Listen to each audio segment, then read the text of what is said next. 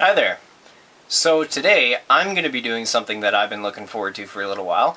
I'm going to be changing the capacitors on the crossover boards of my speakers, which I just got not too long ago. The reason I'm making a video for this is because I've been getting some requests from people who are a little intimidated by the process because, well, these are really nice speakers, you know. They went for, I'm going to say, $3,000 back in the late 70s, so they're not cheap by any means. I mean, if you figure it out, that's about $10,000 today. So, I want to show people how it's done so that they can feel confident about doing it themselves. It's really not that tough. Alright, so let's get started here. First thing is, you're going to need a solder station.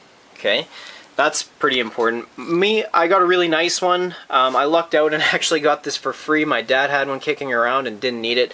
It's got adjustable temperatures on it, which is pretty handy if you're going to, you know, do a little bit more work. For capacitors on a speaker, though, you know, not so important to get something as nice as this. This is really more pertinent for working on different kinds of electronics, but you need one of those.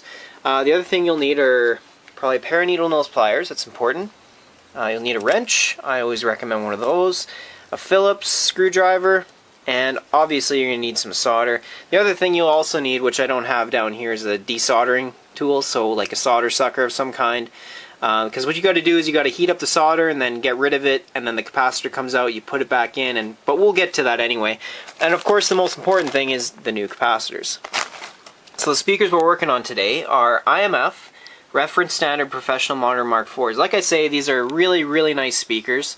They were pretty expensive back in the day. They were, like I say, about $3,000. Well, the previous owner I bought these from, he said he paid $3,400 for them.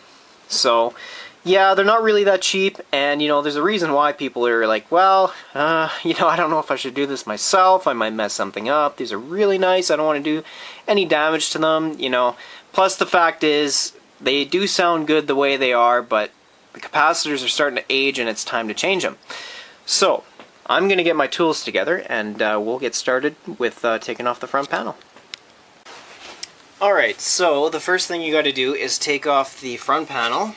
This guy right here, and that is just 4 little hand twistable nuts, or whatever you call them. I actually had to pull out the socket wrench to get off the nuts here, but so there's just a little washer and a little nut there. Actually, I should probably take this off first, make it a little bit easier, and then this will just, and you can get at the top of this, and it comes right out. So this is the board in question. Pretty friggin' big.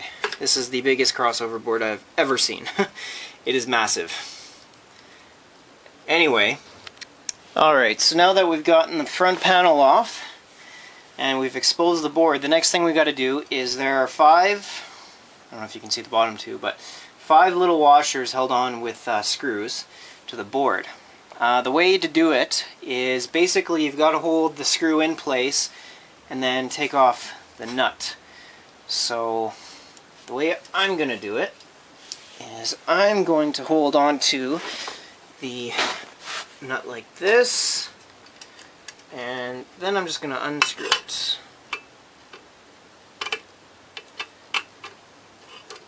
Just like so. Might be a little tough at first, because it looks like they put some kind of Loctite or something, but it comes right loose. It's coming out pretty easy here. Just like that.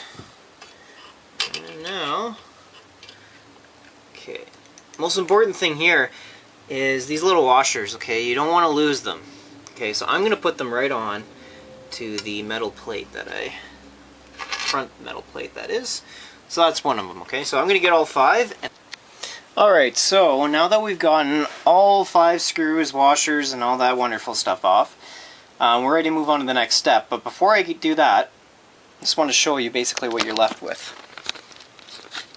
So obviously keeping all your stuff together is a very good idea. You should have 2 of these red washers each. One of mine stayed on the board. 2 of these red washers, one goes onto this side of the board, the other one goes on this side, in between these little things, which basically sit on this side of the board, which is what the screw goes through. When I put it back together, maybe that'll make a little bit more sense, but yes, keep it all together. Very good idea. You don't want to lose any of those. They're hard to replace. Okay, so now that we're satisfied that we've gotten all those off and we're ready to work on the board, let's move on to the most important step here, which is replacing the capacitors. So the first thing I'm going to do is I'm going to organize all of my capacitors so that I have, because it comes with the kit comes with enough capacitors for 2 speakers, so I want to be able to just separate them out and make it easier, so I'm going to do that right now. Alright, so now that I've got them separated out, here's what I came out with. So we have 10 100 MFD capacitors, then a single by itself 100 MFD. This is a 6 MFD, this is a 4, 12, we have a 60 MFD, and then we have 9 Mylar film capacitors. Now I don't think I'm going to change the film capacitors because they don't typically degrade, it's just the electrolytics. So the reason I bought them is just because, you know, down the road if I ever need to change them out, well, I have the parts on hand and I don't need to order them a second time, plus it's just cheaper that way. Anyways, so have them there if need be, but really it's the electrolytics that are more pertinent. So, I've already got one kind of desoldered. Basically, the idea is, you can see the solder here. What you do is you heat it up with the solder iron. So you put the iron to the solder joint here, and then you use one of these, a solder sucker, to suck it up. And what you do is you press down the plunger like this, so set the spring, and then this little button right here will release the spring and suck the solder up, just like that.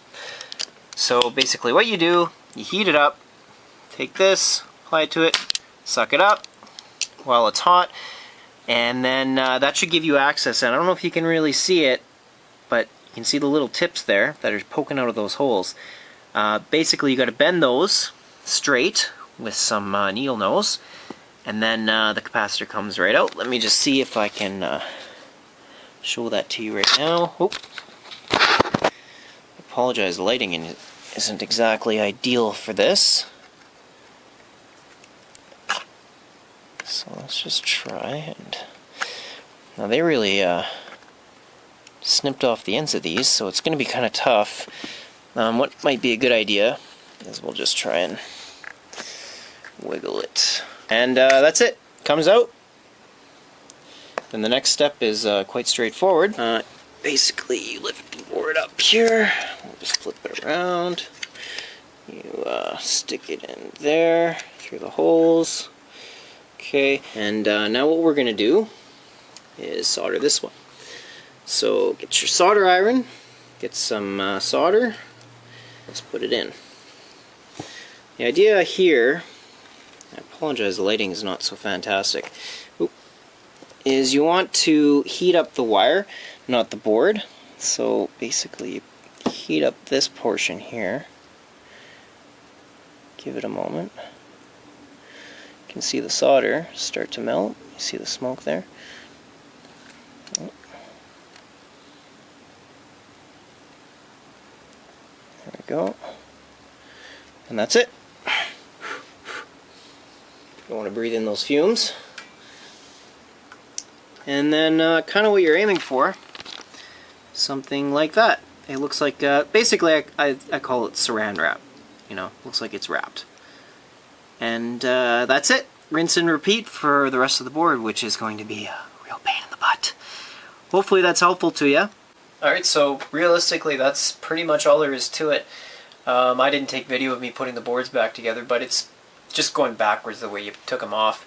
The only thing I could recommend to make it a heck of a lot easier for you would be to start with the middle screw. I started with the corner ones and that was very hard to do, so start with the middle one, work on the other 4 around, and it'll just make it a heck of a lot easier. Personally, I can tell you it made a huge difference in the sound. I mean, capacitors being 35 years old, electrolytic capacitors that is, they'll degrade for sure. And the speakers just sound so much better. Just a heck of a lot better. So I know for sure it's going to make a big difference for you, especially if you got even any other speakers that, you know, are over 30 years old, could definitely benefit from it. So if you have any questions, feel free to ask. But otherwise, good luck, and thanks for watching.